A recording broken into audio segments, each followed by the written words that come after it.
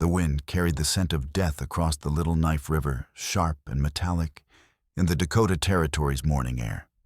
Chaska felt it before he saw anything that familiar ice in his chest, that spoke of violence done of souls torn from the world before their time. His gray mare sensed it too, her ears flicking nervously as they approached the shallow crossing where smooth stones gleamed beneath clear water. 3 years had passed since that feeling last gripped him so completely. 3 years since he had knelt in the smoking ruins of his village, cradling the broken bodies of his wife Winona and their infant son Dakota, both cut down by cavalry sabers in the pale dawn light. The blue-coated soldiers had called it military necessity, swift punishment for alleged raids on white settlements. But Chaska knew the truth in their pale eyes, the hunger for Lakota blood that had nothing to do with justice. Winona had been gathering wild turnips when the first shots rang out, her doe-skin dress still damp with morning dew when he found her 3 hours later. Dakota, barely 6 moons old with tiny fingers that loved to grasp at eagle feathers, had been nursing at her breast when the blade found them both. The memory never left him. Sometimes he woke reaching for her warmth, finding only cold earth and endless sky. The wound in his spirit had festered, turning his warrior's courage into hesitation. When his war party had surrounded the Hendricks homestead 6 months after the massacre, 2 small white girls with corn silk hair had huddled inside. Their ages matched what Dakota's would have been. When Yellow Bear commanded him to silence them forever, Chaska's hands had refused to obey. His rifle felt suddenly impossibly heavy. His warband cast him out that very night. Yellow Bear stripped away his eagle feathers and broke his war lance across his knee, declaring him dead to the Lakota until his courage returned. They called him Hollow, a man whose warrior's heart had died with his family. Perhaps they spoke truth. Perhaps a man who could no longer shed innocent blood had forfeited his place among the people. Now something had drawn him to this river crossing on this particular morning, pulling him from his beaver trapping grounds in the Black Hills to this desolate stretch where few dared venture. As turkey vultures wheeled overhead in patient circles, he understood why the spirits had guided his steps. 2 tiny forms lay motionless on a crude wooden board at the water's edge, their bodies covered in thick black river mud.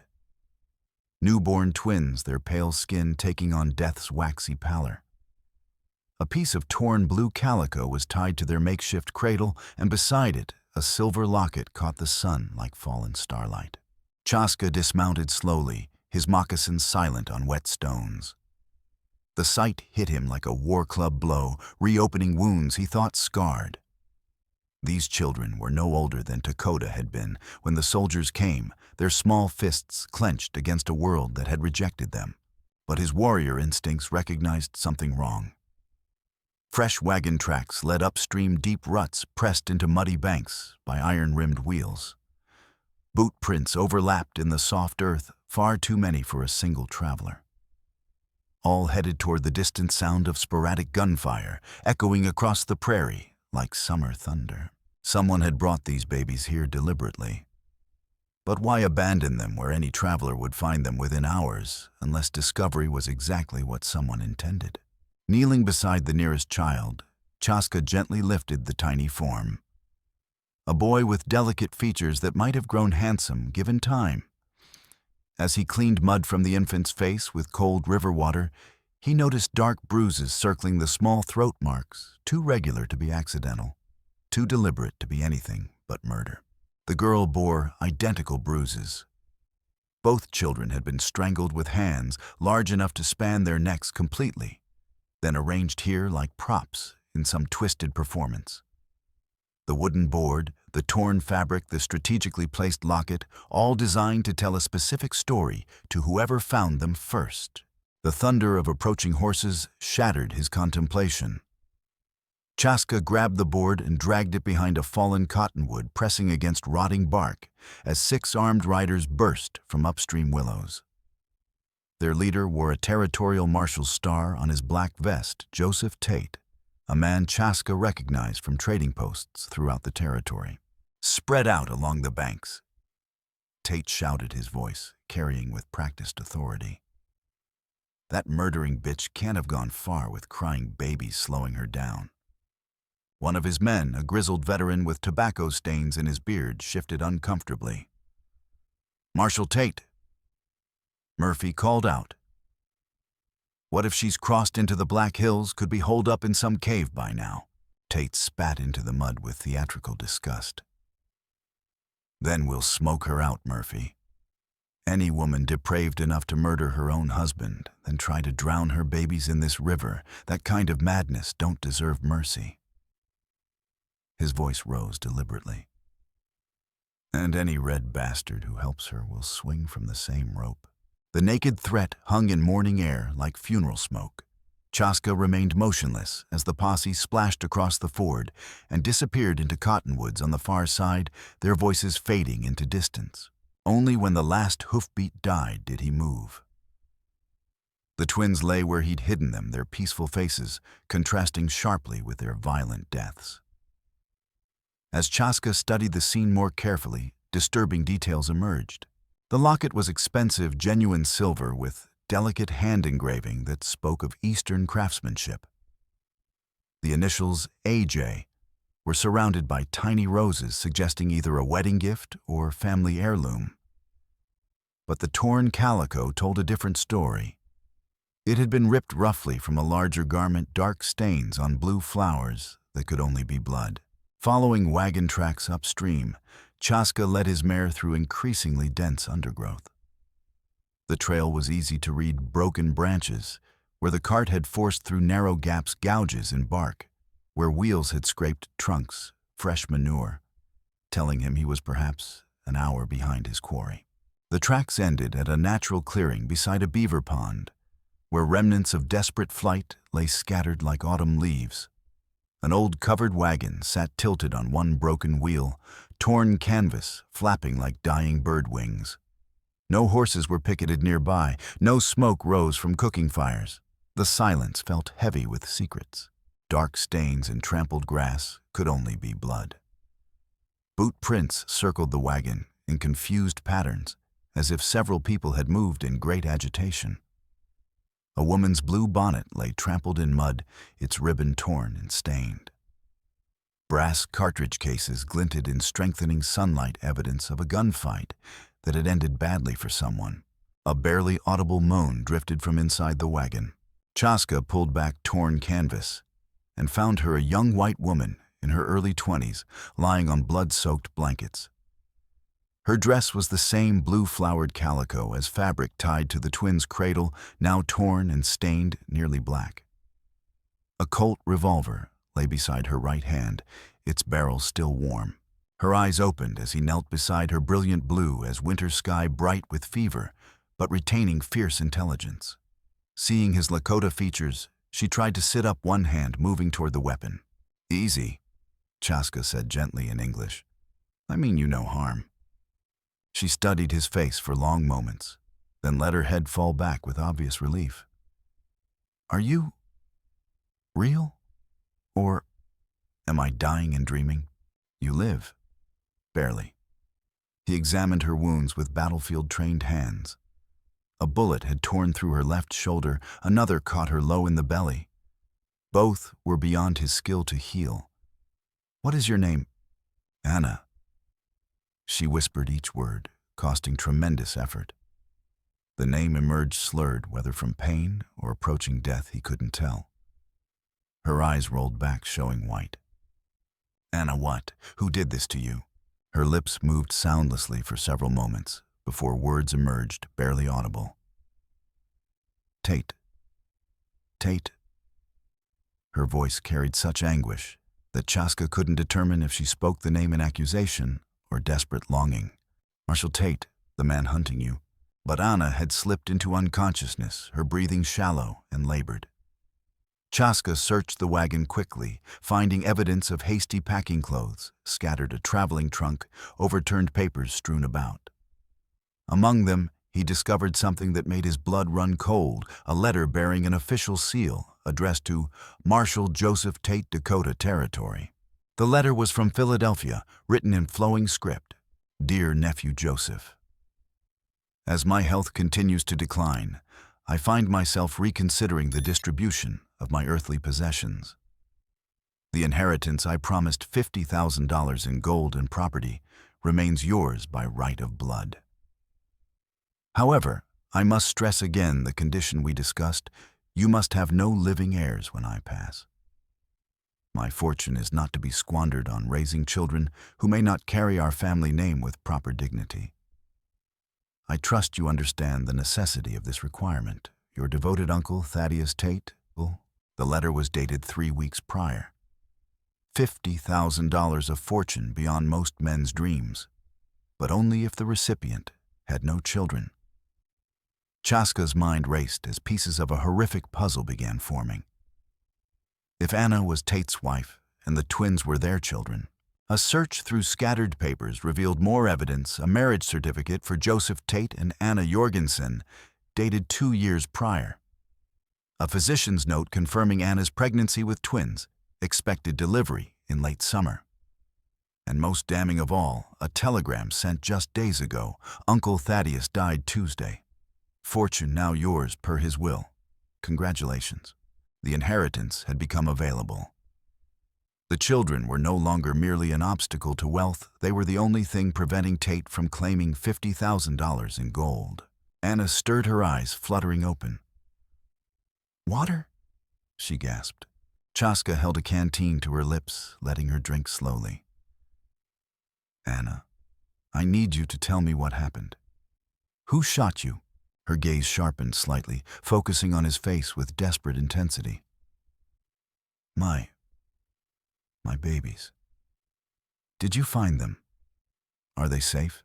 The pain in her voice cut through him like a blade. "They are dead. I'm sorry."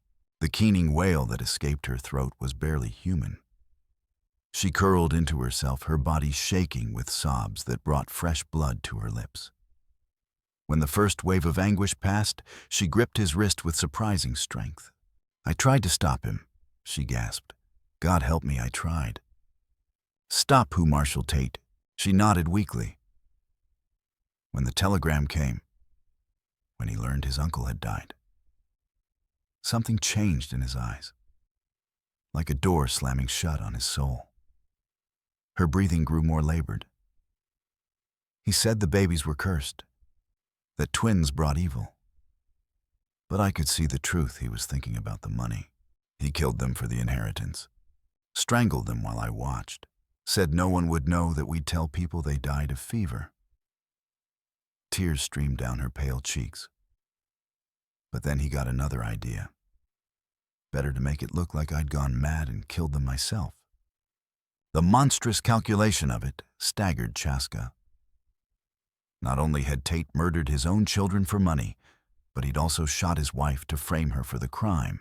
He left me here to die while he arranged everything to make it look like I'd tried to drown them and then fled in guilt. Anna's voice was fading to a whisper. "There's something else. Joseph has been taking bribes from cattle rustlers for months. There's a ledger hidden in our house, under the kitchen floorboard." Her words dissolved into wet coughing that brought up bright blood. When the fit passed, her eyes had glazed with approaching death. "Promise me," she whispered. "My sister Emma lives in Lawrence, Kansas. She should know the truth. I promise." Anna smiled peacefully for the first time since he'd found her. "Take the locket to her. It was our mother's." Her breathing grew shallow. "Don't let him profit from murdering innocents. He will face justice." "Thank you," she breathed, and then Anna Tate was gone. Chaska sat with her cooling body for several minutes, offering prayers for the peaceful passage of souls. Anna had died with courage, refusing to let her husband's evil go unexposed. That bravery deserved acknowledgement, even from a warrior of different people. He found a folding shovel in the wagon bed and began digging a grave beneath the largest cottonwood. The earth was soft from recent rains, but each shovelful felt heavy as lead. When deep enough, he wrapped Anna in what remained of her wedding dress and lowered her gently into the ground. The twins would rest beside their mother, finally safe from the hatred that had destroyed them. As he filled the grave, Chaska sang an old Lakota death song, his voice carrying across still water like sacred smoke. The spirits would guide these innocents to the next world, away from the violence that had claimed them here. He was carving a simple cross from driftwood when disaster struck. A coal from his small cooking fire, caught by sudden wind, landed in dry grass surrounding the clearing. Within moments, flames spread rapidly through dead vegetation. Chaska frantically stamped out the fire, but not before a thin column of smoke had climbed high into clear sky like a signal beacon. He had just contained the blaze when he heard the ominous thunder of approaching horses. The armed posse burst from willows, with guns drawn, their faces flushed with satisfaction. Marshal Tate reined his black gelding directly before the fresh, grave, pale eyes, methodically taking in every detail. The silver locket still hung from Chaska's belt, catching sunlight like silent accusation. "Well, well," Tate said softly, his voice carrying manufactured grief. "Looks like we found the woman's accomplice boys." He gestured toward Murphy and the other bounty hunters with theatrical authority. "Men, meet the red bastard who helped my poor wife slaughter her innocent babies. Your wife is dead and buried," Chaska said quietly. "I laid her to rest with her murdered children." "Dead." Tate's performance of shocked anguish was masterful, voice cracking with apparent pain, face contorting into perfect mask of grieving widower. "You mean she actually went through with it? She really killed my precious babies?" The other bounty hunters muttered angrily among themselves, faces hardening with disgust for any woman depraved enough to murder her own children. But Murphy seemed uncertain, weathered features creased with doubt as he studied the marshal's reaction with increasingly suspicious eyes. "She died trying to protect them," Chaska said calmly, rising to face his accusers. "From you." The words hit Tate like physical slaps. For one instant, his mask slipped completely, revealing cold calculation beneath surface grief. Then he recovered, face flushing red with theatrical outrage. "Lying savage," he snarled, hand dropping to his holstered Colt. "You think decent folks will believe a murdering redskin over a sworn lawman?" He turned to his men, playing to their prejudices. "This heathen helped my Anna lose her mind, probably filled her head with devil talk about spirits and omens." But Murphy was studying the scene more carefully, experienced eyes reading details younger men had missed. "Marshal," he said slowly, voice heavy with growing suspicion, "if your wife killed those babies, how come there's no blood in that wagon, and why's her gun still loaded?" Tate's eyes flicked toward the older man with barely concealed irritation. "What are you suggesting, Murphy? Just saying things don't add up proper. Woman goes crazy enough to strangle her own children, you'd expect signs of struggle. But everything looks neat, except for them blood stains that look like bullet wounds." "The Indian cleaned it up," Tate replied, but his voice lacked earlier conviction. "Probably planning to steal the wagon." Murphy wasn't satisfied. He dismounted and walked slowly around the tilted wagon, examining evidence with methodical thoroughness. Years of tracking dangerous criminals had taught him to read signs most men missed. "There's something else bothering me," Murphy continued. "That locket he's wearing, I remember you showing us a picture of it back in town. You said it was your wife's most precious possession, something she'd never part with." "Because he stole it from her corpse." Tate exploded, but even his own men could hear how hollow the protest sounded. "Maybe," Murphy said carefully, "or maybe she gave it to him with a dying message for someone who mattered to her." The standoff stretched taut as bowstring 6 armed men facing one Lakota warrior across 20 yards. Chaska's rifle leaned against the cottonwood where he'd left it, while digging the grave too far to reach if shooting started. His knife would have to suffice, along with whatever advantage terrain might provide. Jake Morrison, the youngest bounty hunter, broke the fragile peace. Barely 20 and eager to prove himself among veteran manhunters, He drew his Navy Colt with dramatic flourish and aimed at Chaska's chest. "I say we string him up right here," Jake declared, voice cracking with nervous excitement. Let the judge sort details later. But inexperience proved his undoing. Stepping forward for better angle, his boot caught in exposed tree roots. The young man stumbled, finger tightening reflexively on the trigger. The shot went wild bullet whining harmlessly into forest canopy, but the discharge shattered tenuous piece like breaking glass. Chaska was already moving before the echo died, diving toward the wagon as more weapons roared to life. He rolled behind the damaged wheel as bullets splintered wood and tore canvas, his mind cataloging enemy positions with veteran precision. Murphy and Jake were flanking left, trying to circle the wagon's broken axle. Two more hunters had taken positions behind trees on the right, rifles trained on his last known location. That left Tate and Henderson somewhere behind him, probably moving to cut off retreat toward the river. 6 against 1 were unfavorable odds, but Chaska had survived worse. The key was keeping enemies separated, preventing coordinated attacks, and using terrain advantages. The beaver pond stretched to his left, reed-choked shallows offering concealment if he could reach them. To his right, dense willows provided cover, but would funnel him toward the main trail where Tate waited. The pond was his only option. He gathered himself for the sprint, then froze as Jake's voice rang out. "I can see his shadow moving. He's heading for water." A rifle cracked and bark exploded beside his head, sending splinters across his cheek like tiny knives. Hot blood ran down his face as he launched toward marshy ground bullets, tracking his movement like deadly hornets. His moccasins hit saturated earth and immediately sank into sucking mud that grabbed at his feet with every step. The shock of icy water was physical blow, numbing his legs as he waded deeper into cattails and water lilies. Behind him, bounty hunters crashed through underbrush, curses growing louder as they realized their quarry had vanished into treacherous swamp. "Spread out." Tate's voice carried clearly across water with barely controlled fury. "Murphy, take Henderson and circle around. Jake, you and Wilson watch for movement in those reeds. He has to surface eventually." But Chaska had no intention of hiding like wounded prey. His Winchester still leaned against the cottonwood beside Anna's grave, and without its 15 rounds of .44-40 ammunition, he was just another desperate man counting final moments.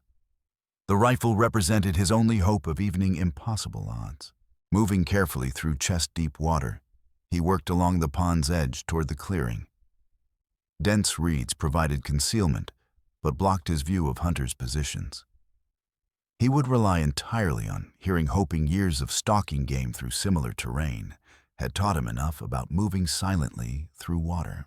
A twig snapped to his left, followed by Murphy's voice cursing thorns that had snagged his clothes. The veteran was perhaps 30 yards away, close enough that Chaska could hear labored breathing as he pushed through tangled undergrowth. To his right, sounds indicated Jake and Wilson were working around the pond's perimeter, establishing crossfire that would trap him in open water. Time was running short. Within minutes, they'd have him surrounded with no escape except deeper into swamp where water was too deep to stand and mud too soft for secure footing. If he intended to move, it had to be now.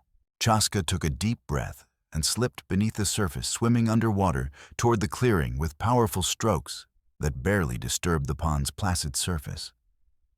The water was shockingly cold, fed by mountain springs that never knew summer warmth. His lungs burned as he fought to remain submerged, following the muddy bottom toward where he remembered leaving his rifle.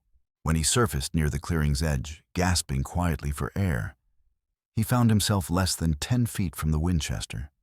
But Jake Morrison stood directly between him and the weapon Navy Colt, gleaming as he scanned water for movement. No choice but to rush the gun and hope surprise provided crucial seconds.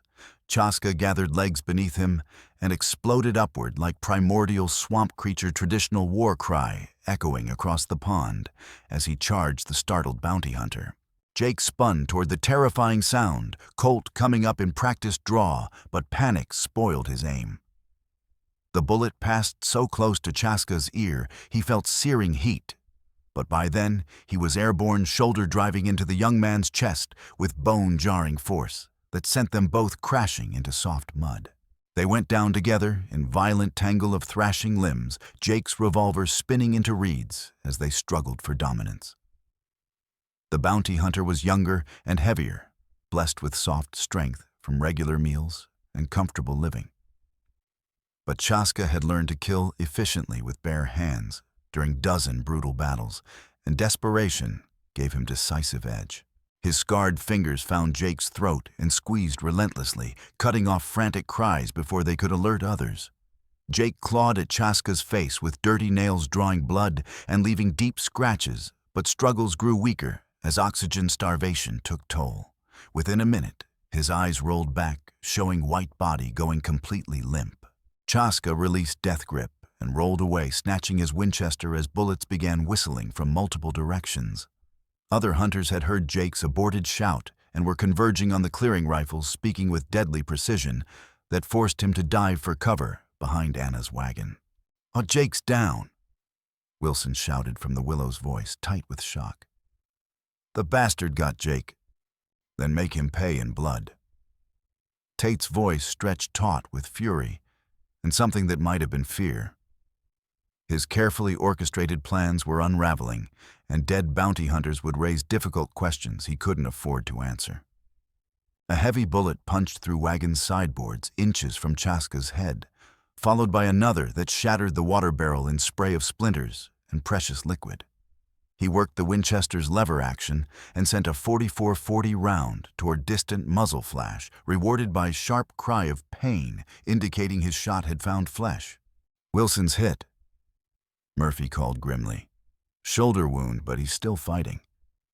4 against 1 now, but survivors were being more cautious, using substantial tree trunks for cover instead of rushing forward recklessly. Chaska counted remaining ammunition, 13 rounds left in the magazine, plus whatever he might scavenge from Jake's body, if opportunity presented. Not enough for prolonged firefight, but perhaps sufficient to break their will to continue pursuit. He aimed carefully at movement behind thick birch and squeezed trigger with practiced precision. The heavy bullet took chunk of bark size of man's fist from trunk, sending Henderson diving desperately for better cover with undignified haste. Message was clear: Chaska could hit what he aimed at, and next shot might not be warning. "This is taking too long." Tate announced, voice carrying new note of genuine desperation. "Murphy, Henderson work around behind him. Wilson, keep him pinned with covering fire. We finish this now or lose him in the forest." But Murphy's response wasn't what the corrupt marshal expected. "Maybe we ought to think careful about this whole situation, Tate. That Indian's fighting awful hard for someone supposedly guilty of what you claim. What the hell does that mean? Means maybe his story deserves hearing before we string anybody up. Anna was your lawful wife. If she told him something before dying, might be we have Christian duty to listen." Silence, pregnant with sudden tension, followed Murphy's unexpected words. Chaska could almost feel Tate's mounting fury radiating across clearing like heat from forge. When the marshal finally spoke, his voice was deadly quiet, filled with barely controlled rage. "Are you questioning my word, Murphy? Taking the side of child-killing savage over sworn territorial officer? I'm saying evidence don't add up to convincing story." Murphy replied, voice hardening with stubborn determination, born of 3 decades pursuing dangerous criminals. "And I'm experienced enough to know that when physical evidence contradicts official testimony, there's usually damn good reason." This confrontation between the 2 white men provided Chaska with exactly the opportunity he'd been waiting for. While their attention focused entirely on each other, he slipped from behind wagon and began working toward dense willows bordering clearing's eastern edge. If he could reach forest cover, he might lose pursuers in terrain favoring stealth over firepower. But Henderson spotted movement from his oak tree position and immediately raised rifle with deadly intent. "There he is by that willow." The shot took Chaska high in left shoulder, spinning him completely around and sending him stumbling into muddy shallows at pond's edge. Searing blood ran down his arm in crimson streams as he struggled to maintain Winchester grip wound, sending fire through his chest with every heartbeat. "Got the bastard!" Henderson whooped triumphantly, already working rifle's bolt for killing shot, but Chaska was far from finished. Ignoring pain waves threatening to drag him unconscious, he brought Winchester to shoulder with grim determination and put 44-40 bullet through Henderson's chest at 60 yards. The bounty hunter dropped like felled tree rifle, clattering uselessly across scattered rocks. 3 enemies left, but odds still heavily stacked against him. Significant blood loss was making him lightheaded, and unsteady left arm rapidly becoming useless as shock set in. Worse, his exposed position at water's edge left him vulnerable to crossfire from multiple angles. He needed to end this quickly before weakness made final choice for him. Joseph Tate seemed to sense his growing desperation. The corrupt marshal stepped boldly from behind his tree, with Colt-drawn cold predatory smile playing around thin lips as he advanced confidently across clearing. "Moke, give it up, boy," he called, voice thick with false concern. "You're bleeding bad from that shoulder another few minutes, and you'll pass out from blood loss. Surrender now, and I guarantee fair trial in proper court, like the fair trial you gave your wife and children." Words struck home like war club blows. Tate's face went deathly white, then flushed deep red with rage that could no longer be concealed behind official authority mask. "Shut your lying mouth, you red bastard. She told me everything before she died." Chaska continued relentlessly, voice carrying clearly across the water to reach every surviving posse member. "About the inheritance from your uncle. About the condition requiring no living children. About how you strangled those innocent babies with your own hands for $50,000. Now those are damned lies." But Tate's protest lacked conviction, and Murphy was studying his leader's face with dawning comprehension and growing horror. $50,000. Chaska pressed mercilessly. "But only if you had no living children when your uncle died. That's exactly why you murdered them, isn't it? Your own precious babies strangled and discarded like unwanted animals, all for money you'll never live to spend." Something in Tate's expression shifted, desperation replacing calculation, panic overriding careful control. His mask was cracking under relentless pressure, revealing the monster beneath. They were going to ruin everything. He suddenly screamed, composure finally shattering completely. "Don't you understand? $50,000, more money than most men see in lifetime. All I had to do was..." He caught himself too late. The partial confession hung in air like gun smoke, impossible to take back once spoken. Murphy's weathered face went white with shock and disgust, rifle dropping to point harmlessly at ground as full magnitude of truth hit him. "Sweet Jesus Christ, Marshal," the old bounty hunter whispered, voice filled with revulsion. "What have you done?" But Joseph Tate was beyond reason, now driven by desperate fury that comes to men who realize their darkest secrets have been exposed. He raised his Colt with shaking hands and began firing wildly at Chaska, bullets going wide as uncontrolled rage spoiled his normally excellent marksmanship. Chaska's return shot was infinitely more precise. The 44-40 bullet took Tate in right shoulder, spinning the corrupt marshal violently and sending revolver flying in high arc to splash into deep pond water. But wounded man wasn't finished. With bestial roar of pure hatred, he charged forward through shallow water, pulling gleaming Bowie knife from belt sheath as he closed distance.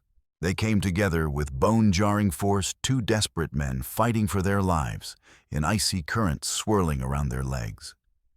Tate was heavier and driven by fury of man, with nothing left to lose. But Chaska possessed crucial advantages of experience and cold-focused calm that came with accepting death as real possibility. The marshal's knife sliced viciously across Chaska's ribs, opening shallow but painful cut that immediately began leaking blood into water around them.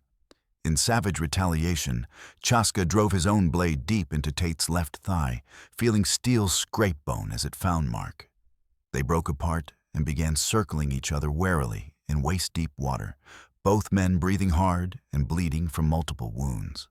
"You should have minded your own business, boy." Tate gasped, face gray with pain and rapidly increasing blood loss.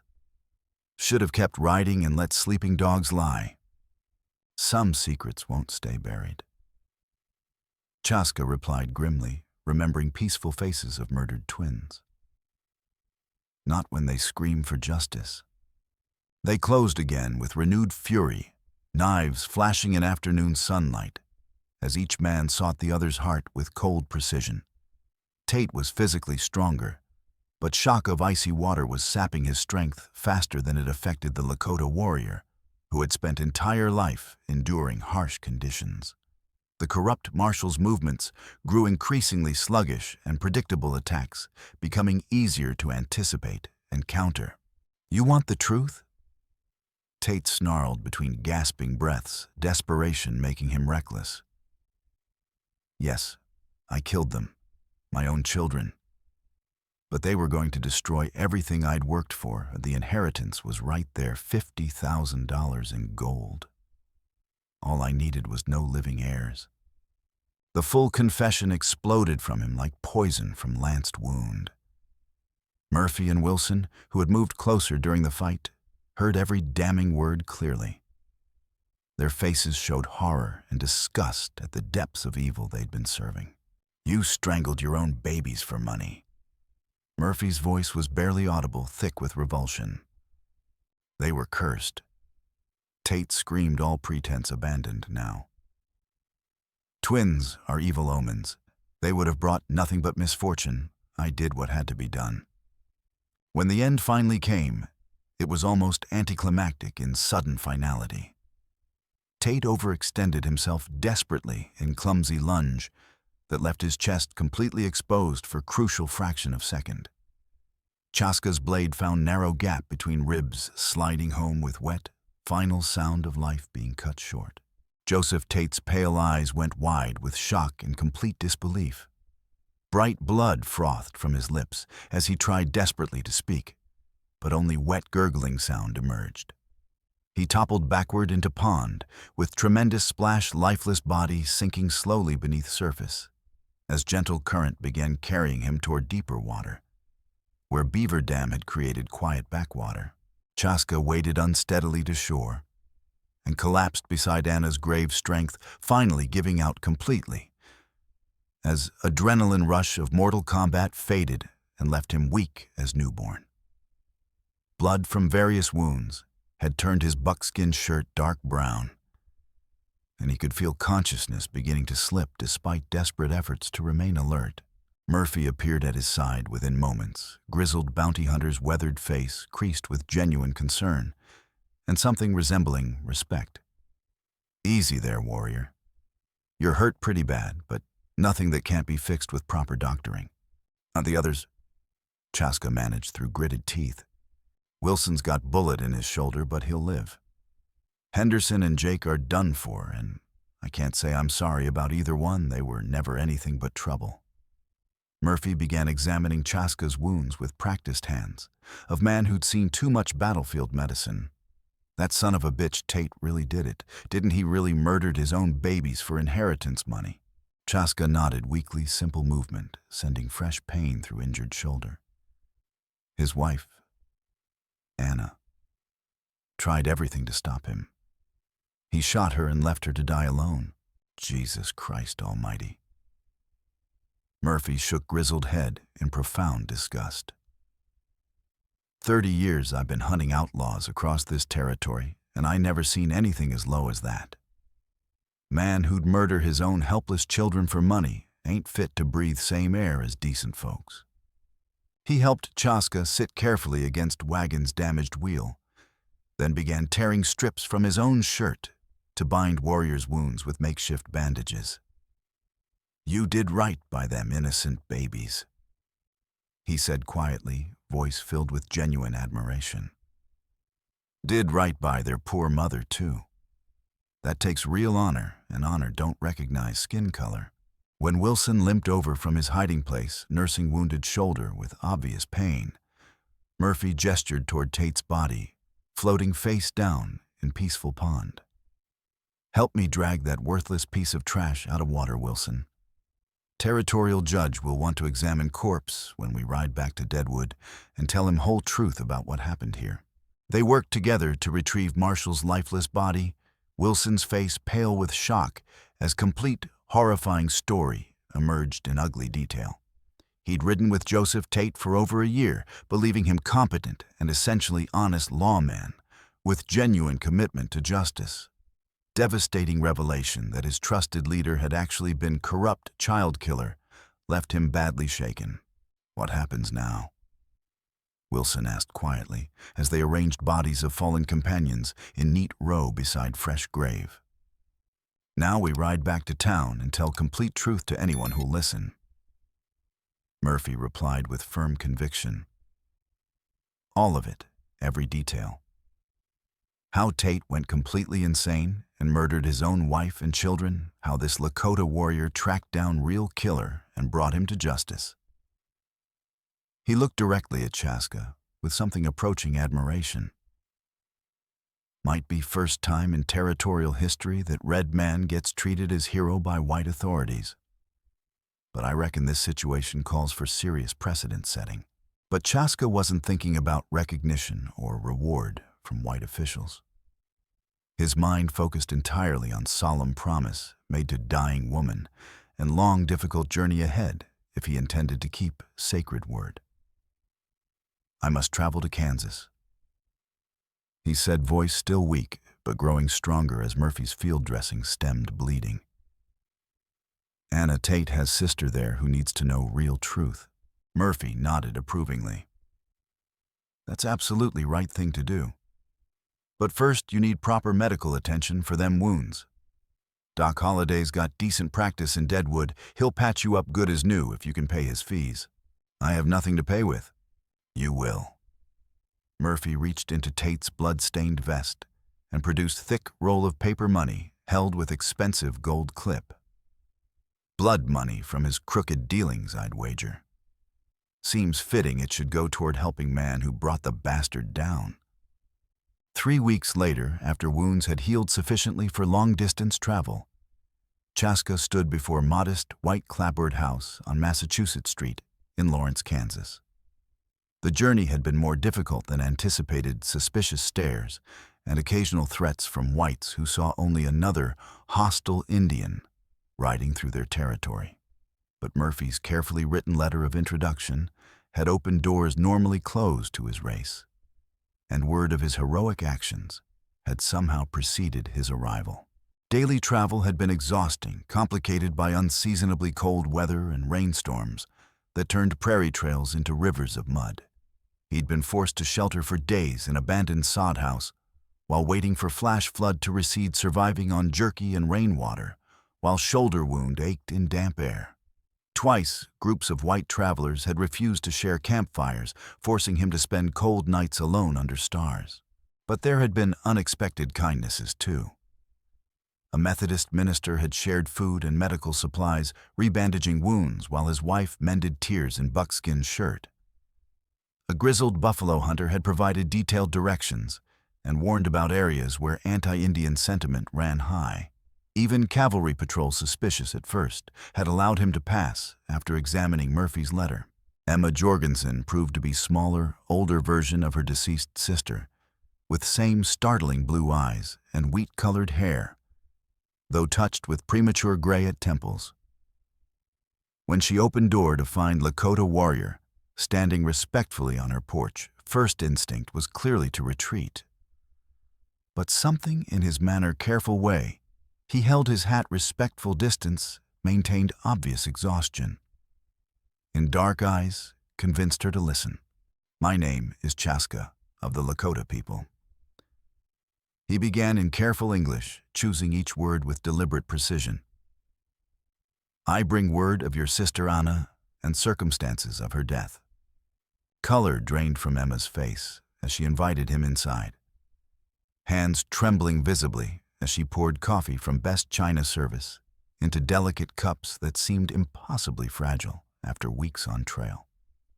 He sat uncomfortably on silk-upholstered furniture, acutely aware of trail dust and leather clothing in her immaculate parlor. When he finished telling Anna's complete story, omitting no detail, no matter how painful, Emma sat in stunned silence for several minutes, with tears streaming down pale cheeks. Silver locket lay open in her palm, revealing tiny painted portrait of young woman who looked exactly like her, but with eyes full of hope instead of grief. I knew something was terribly wrong. She finally whispered, voice barely audible. Anna's letters stopped coming 4 months ago, and when I wrote Joseph asking about her health, he claimed she'd run off with traveling merchant.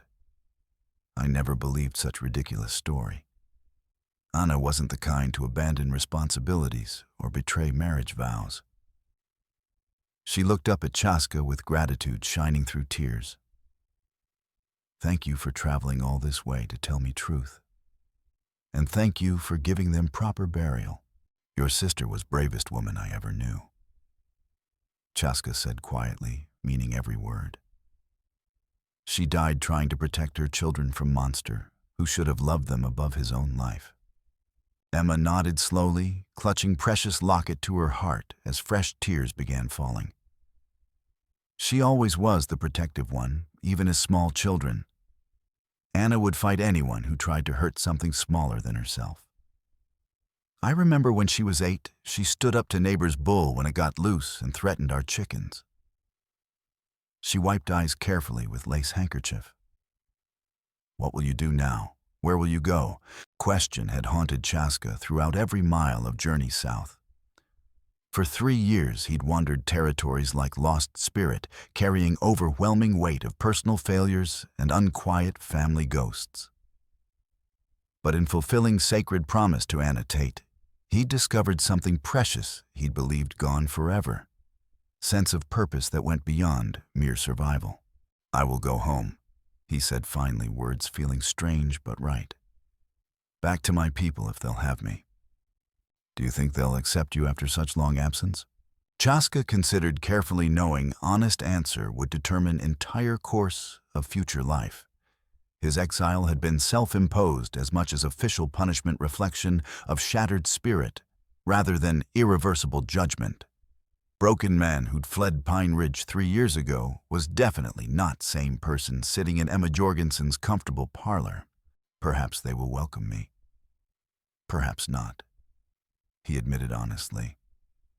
But man cannot run from his past forever. Sometimes he must turn and face it directly, whatever consequences might be. Emma pressed $20 gold piece into his calloused palm, ignoring polite protests with gentle determination that seemed to run in her family. For journey home, she said with warm smile. And to buy yourself good strong horse. Anna would have wanted that. She always said man's horse is truest measure of his character. She walked with him to front gate where travel-worn bay gelding waited patiently in afternoon sunshine. There's something else, Emma said suddenly, reaching into apron pocket. I want you to have this. She pressed small leather-bound book into his hands, collection of psalms, with Anna's name written in fading ink on first page. She carried this when she left home to marry Joseph. I gave it as wedding present, thinking it would bring comfort in strange place among strangers. Perhaps it will bring you comfort too on your own journey home. As Chaska rode away from White House with green shutters, he could feel Emma watching from porch until he disappeared around corner. Locket was gone now, returned to family where it belonged, but its absence felt lighter than presence ever had. Some burdens were meant to be carried alone through darkness. Others were meant to be shared with those possessing wisdom to understand their weight. He used Emma's gold to purchase sturdy paint horse from dealer on Lawrence outskirts, along with supplies for long ride to Dakota Territory.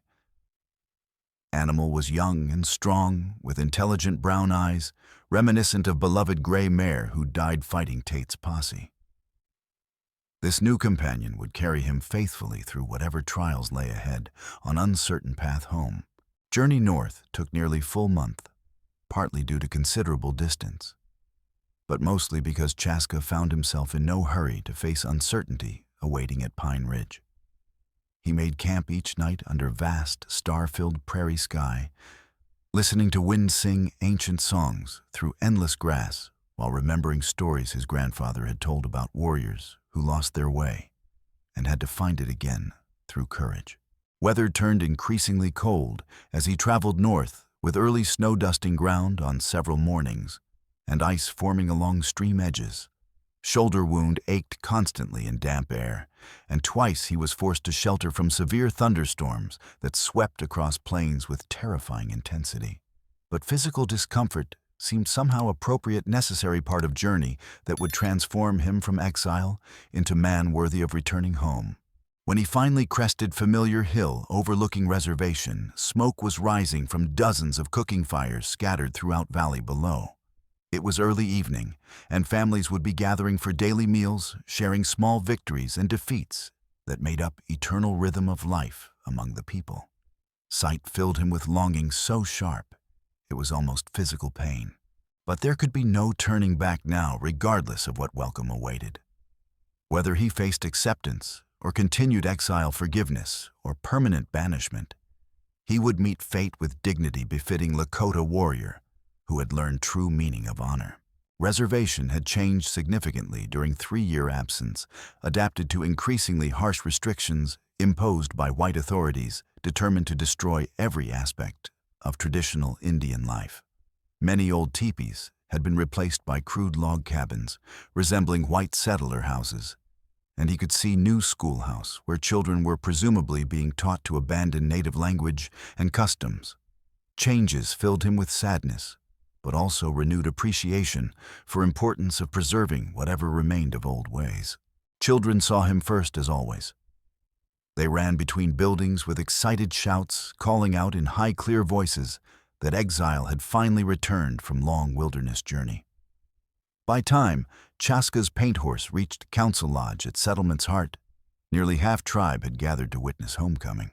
Standing Bear emerged slowly from largest cabin-weathered face, carefully impassive as he studied man who had once been one of his finest warriors. Age had silvered war chief's long hair and deepened lines around intelligent eyes, but bearing remained proud and commanding despite reservation hardships. Several tribal elders flanked Standing Bear, men and women Chaska had known since childhood, who had helped raise him after parents died in terrible cholera epidemic. Gray Wolf Woman, his grandmother's sister, stood near front with tears already glistening in ancient eyes. Spotted Hawk, who had taught him to hunt buffalo, nodded slightly in greeting. Even old Crow Feather, who had opposed his exile from beginning, was present to witness this moment. "You were cast out from this tribe for refusing to kill white children," Standing Bear said without preamble, voice carrying clearly in evening air. "Why do you return to us now?" Chaska dismounted carefully and walked forward until he stood within arm's reach of Chief, close enough to see familiar gold flecks in older man's dark eyes. Around them, crowd pressed closer with obvious curiosity, eager to hear response to question that would determine not only his personal fate, but set important precedents for future. "Because I have finally learned that protecting the innocent is not weakness or cowardice," he said, voice strong and clear despite emotional weight of moment. "It is the greatest strength any warrior can possess and truest measure of honor." Murmur that ran through assembled crowd was neither approving nor disapproving, merely curious and expectant. Standing Bear gestured for complete silence, then nodded for Chaska to continue with explanation. He told them entire story, then beginning with moment he discovered murdered twins by Little Knife River, and ending with conversation with Emma Jorgensen in her Kansas parlor. He spoke of Anna Tate's courage in trying to save her children, of Joseph Tate's monstrous greed and corruption, of final confrontation that had brought justice to those who deserved it. When he described promise made to dying woman and long journey undertaken to fulfill sacred obligation, several tribal elders nodded approvingly at behavior they could understand and respect. But it was his account of choosing mercy over vengeance, of protecting innocent, regardless of race or tribe, that seemed to affect them most deeply. This was conduct that resonated with oldest and most honored traditions of Lakota people.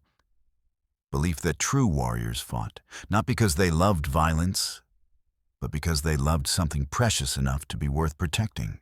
When he finished speaking, crowd fell completely silent, waiting respectfully for Standing Bear's judgment. Old War Chief studied Chaska's face for a long moment, reading profound changes that 3 years of exile and hardship had wrought in younger man's character and spirit.